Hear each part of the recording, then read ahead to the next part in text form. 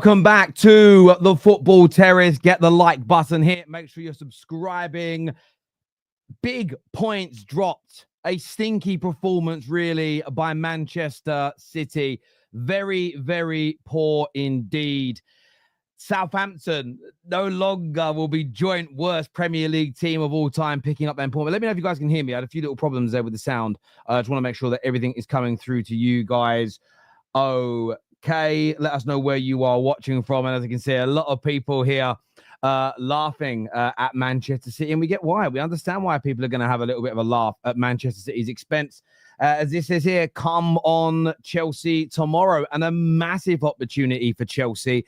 A massive opportunity for Nottingham Forest, Newcastle. Now, City have allowed themselves to be dragged a little bit more into the Champions League race, and Chelsea fans everywhere, as you can see, absolutely buzzing at that. They really, really are. But it was a very, very stinky performance indeed. There's no doubt about that. And for me, Phil Foden was one of the worst for it. But another player actually that I really do want to mention today, when you actually look at the breakdown, you look at Erling Haaland's performance today. You look at that.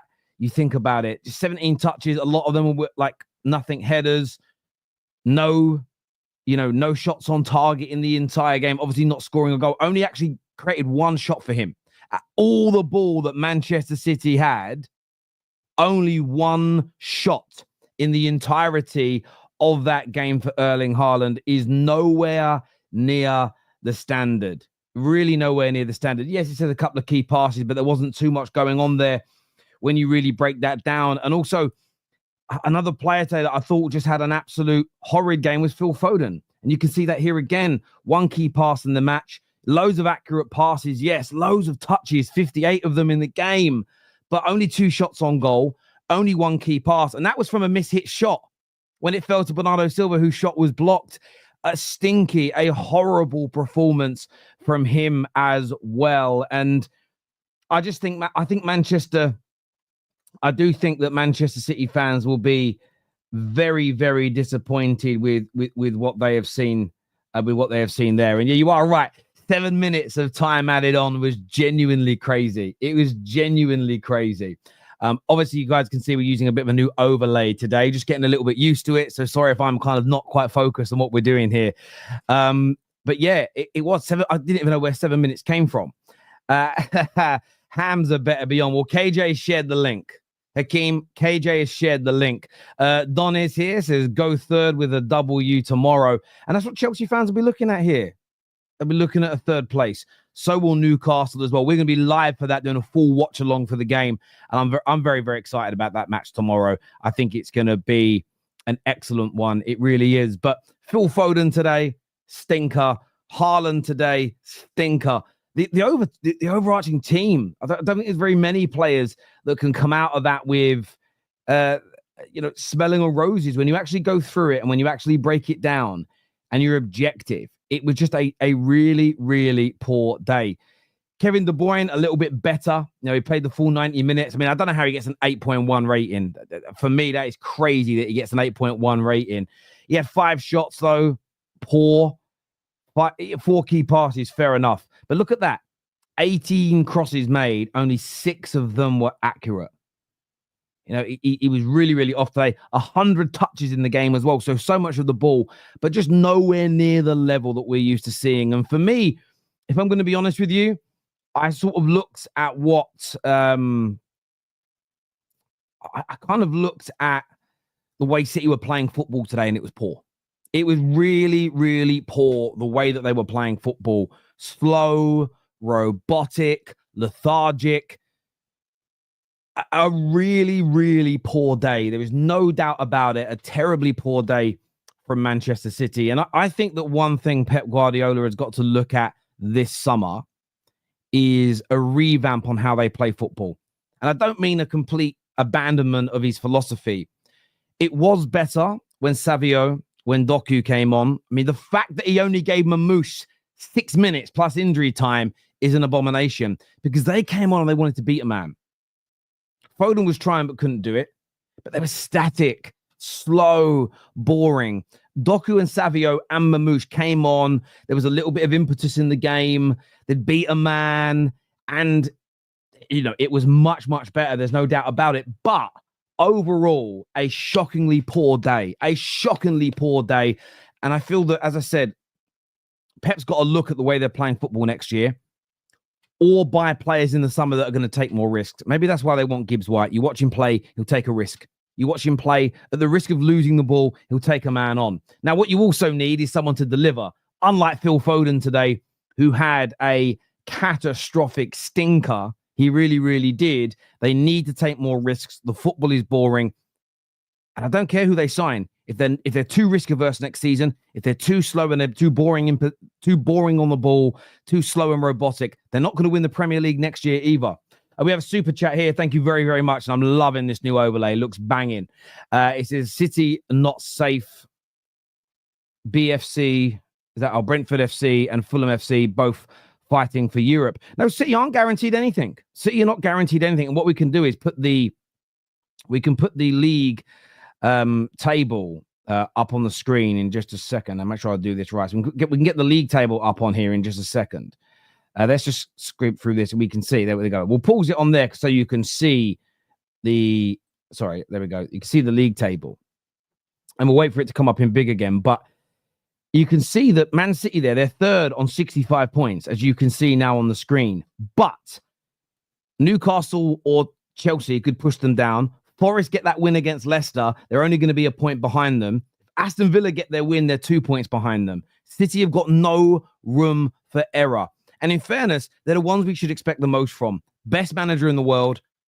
They're not defending champions anymore because Liverpool have officially won the league title, but they were champions last year. And they spent £200 million in January. They must make Champions League football. They cannot fall out at this point. It would be disastrous. It's as simple and it is as straightforward as that for me. There's another super chat's come through here that says, this is from AMT, that says, if Crystal Palace defends dodgily and with their better attackers than Southampton, can they... Oh, doggedly. Sorry, I misread that. Doggedly. Can they beat City? Yes. If City... The one advantage City you've got at Wembley is the pitch is so big. So City at Wembley, they can just stretch teams even more so than they can at the Etihad. It's such a big pitch. It's so consuming. It's so hard to play in. It's going to be difficult. But if Palace defend well and don't allow the spaces, it's winning those second balls, winning those drop downs. If they're able to do that, Crystal Palace, of course they can beat them. They absolutely can beat them. There's no doubt about it. Jeremy here says Foden needs a holiday. Look, maybe he does need a holiday, but I still think that there's got to be some serious questions. He's going to get next season, Foden, but there has to be some serious questions, man. Look at those statistics today as well. Look at the possession, but the shots on target's the issue. 26 shots on goal today. 5. Is that 5 or is that 6? It's in small for me. I can't see it in full size. 5. You can see it there. Only 5 on target.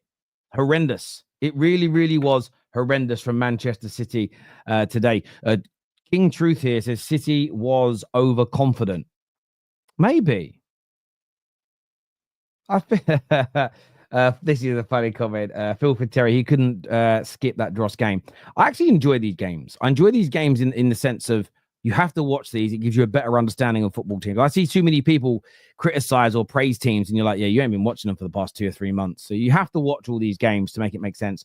Going to take our first caller of the day, and that's going to be Patrick. We'll see how these calls work with this new overlay. Patrick's here with us. You can see him on the screen. Dana, how are you, mate? I'm good, man. How are you doing yourself? I cannot complain, mate. Beautiful weather and everything. City just dropped points, so I'm happy. What did you make? I actually saw your tweets during the game, actually. You were not very happy today, were you? Nah, the thing is, like when you talk to people and tell them that even though we're winning, things are not very good. Even though the wins we've had, we've been lucky sometimes with teams hitting the posts and teams not finishing their food. But this game just showed me that there's a lot of work to be done by City. I think if some people are blind to say some of these players maybe can sit back and stay and help out. I don't think so. I think the sell by debt is gone. Some of these players are completely gone because even if they are like 30 years old, I think mentally and physically they can't do this anymore. But what's confusing me is I think I was speaking to one of my friends, Terry, and I don't know, maybe from the outside people can tell me. It looks like it's not only the players, it's also the football. So maybe are some of these players tired of listening to the same voice? Some of these players maybe tired of this football. But the football is not great. It wasn't great at all. As I said, it was robotic. And I saw some people attacking me saying, what are you watching? I was like, this game, that's what we're watching. We're just passing sideways, passing the other way. And we never, ever at all, to be honest with you, try to do something exciting. And there's no player that does anything exciting until Doko and Savio came on. I don't know. Are the players being told that this is how you have to do it? There was Man City back in the days where we used to pass the ball a lot. But I'm telling you, Terry, there was a difference. If you watch that Man City's, there was a purpose. There used to be moments where they would pounce. Now that doesn't happen anymore. It's just pass. And KDB, we keep seeing it every week, Terry. Some people from Liverpool want him. Some people from Arsenal are fighting for him. Take him. It's no longer there. He can't do a free kick. He can't do a simple pass. He can't do the corners. At this point in time, I'm just waiting for the season to be over and see how this reboot goes. And maybe after Wirtz has just decided to go to Bayern and we are stuck with Gibbs White, maybe that's why Pep wants Gibbs White. Maybe he wants somebody who can run. Because Gibbs White, it's pace and power, run. Sometimes he's very smart on the ball. As you said, he can take a risk. So maybe that's what he's looking at. Because if you look at some of the players that have been bought by City, majority of them don't look like players that City would buy apart from Nico Gonzalez. If you look at Mamouche, that's a transition or counter-attack football player. Doku, someone who's very good on the counter-attack, also good when you pack the bus. But I am just saying all the players I've been looking at recently, they don't look like players that City have always had where we always pack tiki-taka. No. So hopefully next season we see something different because I don't think anybody wants to continue watching this. I don't think so. I don't know. Even you as a rival, I'm pretty sure you don't want to sit down and continue watching this pass until somebody makes a mistake. I'll be honest with you. Football always evolves, and Pep, in fairness, doesn't play exactly the same way now as he did with Barcelona. Getting towards 20 years ago, he has adapted and changed. However, he himself has spoken about the fact that Premier League teams now there's more technical quality from top to bottom than ever before. In his view, that there's more power and more speed than ever before. Lots of teams are happy to play out of possession and counter. Southampton are the worst team in the league this season. But the reason why I'm glad they got the point today is because I actually think they're much better than that Derby team of all those years ago. They play better football. And Pep has got to create an adaptation. I think the speed at which you move the ball around the pitch plays into a lot of teams' hands now in the Premier League. And I think that there is potentially a few excuses that have been made for City this season, and they may turn out to be correct. Rodri's injury, the team having won so many trophies and maybe losing a little bit of its appetite as an example, etc., etc. So people go back, it's okay for them to have a bad. Essentially, it's been deemed okay for you to have this season. What I'm intrigued to see next year is how you respond to it. Does the football get better and quicker? Are you moving the ball more? Are you happy to go through periods of the game where maybe you have less possession for teams to attack you so you can open up and exploit the space, as an example? So if that changes, you're going to be there. But I do agree with you. I think a part of your football has got to change. It's just gone a little bit stale, a little bit slow, a little bit robotic, a little bit predictable. Equally, the entertainment factor.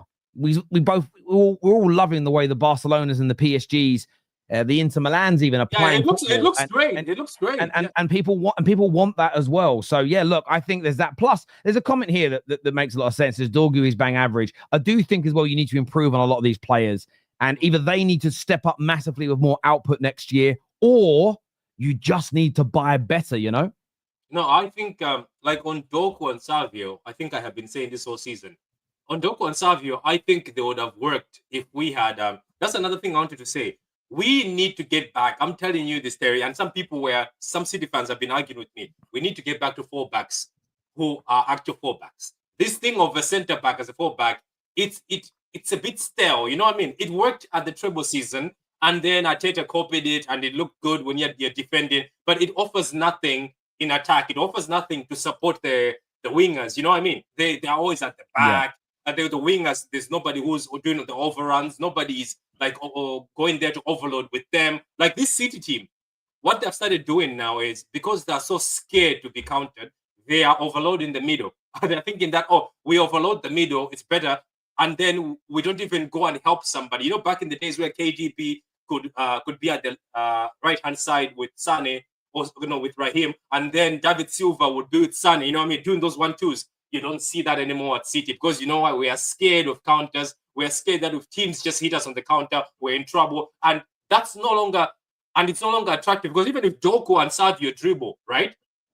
Only the last minutes there, if you watch the game this season, only the last minutes today is when Pep Guardiola told Nico O'Reilly, go on the middle with Haaland. That's when there was a few people in the box. Apart from Mamouche not getting into the game and Nico O'Reilly, in the box there was just Haaland. So when Doku and Savio dribble, guess who they have? Haaland. Why are the others not in there? Because they're scared. They know that if they're pushed like they used to do back in the days and leave Kyle Walker, who, by the way, is the other reason why we're struggling.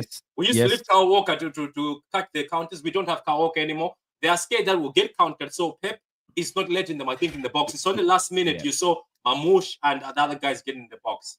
As this comment here says from Big G, the quality isn't the same anymore. Kyle Walker, I still don't rate him as the best centre back ever. And it's only I'm nitpicking between right back ever. I'm nitpicking between the best here because a lot of his work he got celebrated for was being caught out of position, but his recovery speed saving him. But that was a weapon for you. You guys could take extra risks. You could put an extra player or two into the attack because you knew you had that safety valve in Kyle Walker, and that's gone now. So that's why the manager is now attacking maybe with a player or two less. The ball's being moved slower. You're not able to take as many risks, but because you may then go and concede goals. And Pep's got to find a solution. There's no doubt about it. By the way, I said Dorgu earlier and not Doku. I keep doing it. And honestly, I keep making that mistake and it ain't going to go away. Patty, thank you for coming on, bro. And we'll chat to you again soon, my man. I really do appreciate it, mate. Thank you very much indeed. We're going to be getting Lewis on in a moment to have his say as well. Make sure you've hit the like button, please. A few people saying, wow, the new overlay looks good. I appreciate that. We're just testing it out today. I don't know. We will continue with it, most likely, but we're just testing it out. So let us know what you think in the comments section below for today's game. Lewis is here to speak to us. What are you saying, Lewis? I'm good, mate. How are you? I can't complain, mate. 26 shots, sorry. Only 5 on target today. Really poor performance overall. What do you personally think went wrong? I think there was a lot of things. The timing of the substitutions was all over the place for me. It was no coincidence that Marmoush came on and was, basically our most effective player going forward. How many chances did he have? 2 or 3 within within 6 minutes. But I think he came on in the 82nd, minute in a game that was a must win. The setup for me was wrong as well. It's too slow in the midfield. It's too congested, especially when we play teams, with a low block. Keep trying to do these cute balls through the middle and these little lob passes to Haaland, a player who's been out for over a month. So it's just honestly, a lot of City fans we have a bit of a laugh about it, but you'll have heard the term typical City, and that's what that was today. Without being disrespectful to Southampton, I don't think there was many people. I don't think there's anyone really that was expecting us to drop points against Southampton today, and that's no disrespect to them, but they had nothing to play for. They're already down, so yeah, it's a disaster, to be honest with you. Yeah, listen, I think it is a disastrous result because you've got on paper the easiest last 3 games, and you've just dropped 2 points against the worst team in the league. So all the other sides fighting for those top 5 places now will be rubbing their hands together because there's suddenly a little bit of an advantage or a gap in the door that they were not expecting. Thankfully for you, Chelsea and Newcastle are playing each other. Chelsea have got to play Forest. A lot of the teams are also playing each other, which helps. But is it Brentford and Fulham, your last two games? Or have I got that wrong? I'm sure it is Fulham. Yeah, Fulham is one of them. And then I want to say Brentford. Or is it Brighton? I don't know. Let's have a boot charge. So we've got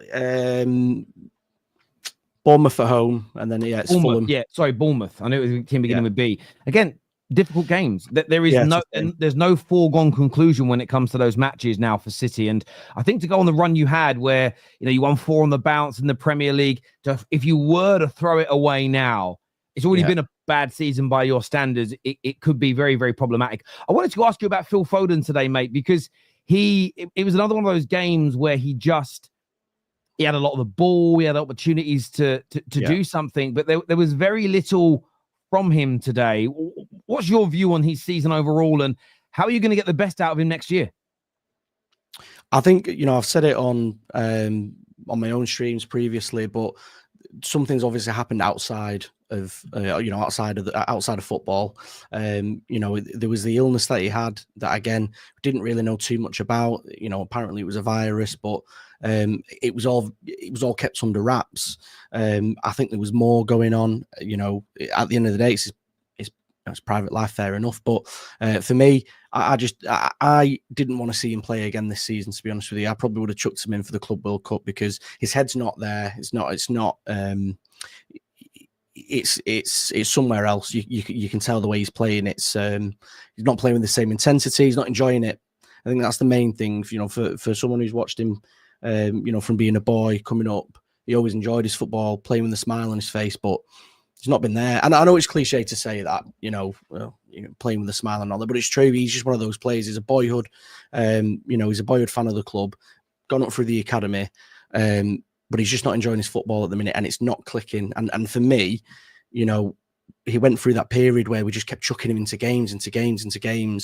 And it was one of the things that was frustrating me about Pep, because it was just, for me, it's obvious he needs some time away. Whatever's happening, let it happen. Let him deal with it. Start again next season. Chuck him in for the Club World Cup if you want to. But yeah, it's just not been a season, has it? No, it hasn't. And I think I've always been a fan of Foden. I'm not someone who hates on him. I'm someone that I'm not going to undo his previous brilliant seasons and performances because he's bad now. I know a lot of people do that. Saka misses that big chance on Wednesday. That's proof he was never a good player. Yeah. I think that's how 5-year-olds talk, if I'm being honest. It's like a bit of banter, but real analysis, that's not what you do. But he's got to be better next season. He's got to go, especially with the likes of Foden leaving. Sorry, with KDB leaving. There is no room for Phil Foden to maintain himself at this level. He has to go up a degree, in my view. So it's going to be a lot of eyes and a lot of pressure on him next year, I think. Well, I mean, how many goals have we missed from him this season? And last season he was scoring in massive games as well. And we've missed that this season. All of the goals. It's not. Again, I'm not saying anything against Haaland because I think it's fantastic he scores all of these goals. But what's happened this season is, he's scoring all of our team's goals for the majority. The wingers aren't chipping in like they were, like they used to when we had. I mean, I never rated Sterling. To be honest with you, but he scored goals, didn't he? And he scored some big goals. We had players like Leroy Sané who were chipping with big goals. The goal against Liverpool that season. At City, but that's what we're missing at the moment. There's not enough goals being shared around the team. I think at one stage, Josko Vardio was a higher scorer or second highest scorer up with Haaland, and again, fantastic for him, great season. But I think that's showing the problems we've got. We're not scoring enough goals. That first half today, there was no threat. There was no threat whatsoever, and it was easy for Southampton. And I think it killed us because that second half, I think they just came out and thought, these guys, they've not turned up. This lot have not turned up. Let's try and nick something here. No, I hear you, and it was one of those games where, even when 7 minutes of time added on came, I didn't feel like City. I didn't feel like City were going to score. Not because I'm a United fan and I'm hating, but it just looked Mamouche nearly did. And I actually think as well, I will criticize Pep here. Mamouche has scored a fair amount of goals since he arrived. In fact, I was looking at him a little bit earlier on, actually, Mamouche. I'm going to get his details up on the screen now, but looking at his season statistics, we can put them up here. This is this is in the Premier League since he joined, and as you can see, I don't think have I selected the right one? Yeah, I have. I mean, it shows you here. You know, it's a good amount of goals, 14 appearances, 6 goals. He's scoring 0.53 goals per 90 minutes, which is a goal every other game essentially. But he isn't getting the minutes today. Again, only given 5-6 minutes, and I look at it and just think, this is shooting accuracy at 40%, goal conversion rate at 15% isn't too bad. You might want that a little bit higher, but he's only played just over 1,000 minutes in those 14 appearances. And I just feel as though, Pep could be getting more out of him potentially. Yeah, no, 100%. I mean, I said it earlier when it came on. Why, I think, what was it, the 82nd minute or something like that? It was around there, the 80th minute. Why is he coming on with 10 minutes to go? It's a must-win game. I get it with Haaland, but I think you could tell early on he wasn't with it. He'd been out for ages. He was rusty, and you've got a player like you said there, and your stats prove it. He's a threat, and again, as soon as he came on, he caused issues. But I knew as soon as he hit the bar, I knew. It was just not going to be our day today. But there were other players again. Even when the lineup came out, Nico Gonzalez is where's he's missing. Oscar Bobb's been injured for however long now, but then he's fit, but then he's injured again. So it's bizarre. We're not. I feel like we're not getting enough explanation around that. No, you're right. And look, I get he got a hat trick in a game, and that will skew the statistics. But it's also the threat and the danger that the eyes see. He hit the crossbar today, but he was given 6 minutes. Well, if he's given 16 minutes, if he's given 26 minutes, if he's given 36 minutes, 56, 86, you're going to get more of those opportunities. If you divide the minutes, the average game of football, there's 97 minutes in it. So if you divide the amount of minutes he's played by 97, he's essentially played 10 full games. Yeah. And I don't personally think that's been enough, because every time I've seen him play, he's looked dangerous. He looks as though he can impact the team, and he's different from Haaland. Haaland, unless you're setting up chances, he's very ineffective in a team. He's okay with the build-up play, the approach play, the hold-up play, but he is a predator in that box. Yeah. Omar Mamouche is different, and I just don't get it personally. It hasn't made any sense. You're probably going to make the Champions League anyway, but if he plays 90 minutes today, or at least gets 20-30 minutes on the pitch, you might have walked away with 3 points today and guaranteed that Champions League spot. Well, I think, I might get slated for saying this as a City fan, to be honest with you, but I think if this had been any other season, a result like today would have took us out of it. If we were challenging for the title, for example, you've seen how close it has been in previous seasons. These are games that, define seasons. I mean, I think we will get top 4. I'd like to think so, looking at the other fixtures. We're very fortunate, very, very fortunate that how the fixtures worked out. Because if it had been the other way around, I think we'd be in trouble now. But with the other teams playing, I'm not confident in Chelsea, to be honest. They're very, very, very inconsistent, hit and miss. Forest have come off the gas as well. I think Champions League killed Villa. So I think we'll be all right. I think we'll get top 4, but there needs to be a big readjustment, and some of these players need to. We talk about players like Foden and these lads. They just need time away now. They need the time away. Just to... No, I hear you, mate. Lewis, absolute pleasure having you on, mate, and having a chat with you. We'll speak to you again soon, mate. Top awesome. Man. Thanks, mate. Thank you very much indeed. Of course, we weren't going to see Hamza turn up today. Of course not. He only turns up when they're winning. The other results today you can see on the screen right now, either on this side, or I'll get them up below me as well. A big win, a very, very big win for Everton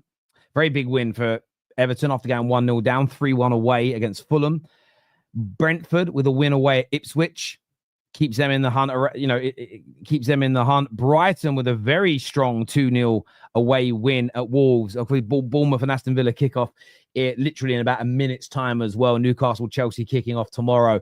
It's going to be interesting. Chike here with a super chat, and I have already fed back to the overlays. We're going to try and make the font of the writing a little bit bigger. So you guys are struggling to read it, but we'll do that. But look how good that looks. Look how good the super chats look on here now. One more week and I will be a college graduate. Terry, what is the one piece of advice you would give about pursuing your dream job job in play-by-play announcing in the NFL, basketball, football, and dating? Announcing? What do you mean announcing? I don't even mean by announcing in dating. Do you mean announcing as in like being an MC at a stadium? Like you've got to make sure that you've got a very I wouldn't say unique voice, but a compelling voice that people want to listen to that sounds good. You've probably got to create yourself a good catchphrase or two that are not cheesy, but you got to work at it. Everything you want to be, you got to work at, my friend. So my advice is work out what you want to be, how you're going to do it, and then just work hard at it every single day, and you will achieve, my friend. Thank you for that super chat, brother. Yeah, you said announcing the game, so work on it, you know, and watch the Bruce Buffers, the Michael Buffers of this world. Listen to what they do and how they do things, and go from there. Patrick looking good. I hope everything is better health-wise. All love. Yeah, I will pass this message on to Pat. He's probably still watching, to be fair. Yes, I will pass that on to him. I will. Look, I want to thank everyone who has tuned in today. I hope you enjoy the new look, and they're going to be changing the studio around a little bit soon as well. Only slightly. Just want to have a little bit of change and something new, a little bit more fresh. Do me a favor before you go and get the like button here if you haven't done so already. We're going to more content later today coming for you as well. So stay with the Terrace. Until next time, everybody. Look, actually, I want to check one thing real quick because I didn't check beforehand. Yes, this is redirecting you to Aston Villa Bournemouth watch along on Hassam's channel. So go and support my brother over there, and we'll see you at full time. Until next time, people, take care. Goodbye. God bless. And we'll see you all again very, very soon. Peace.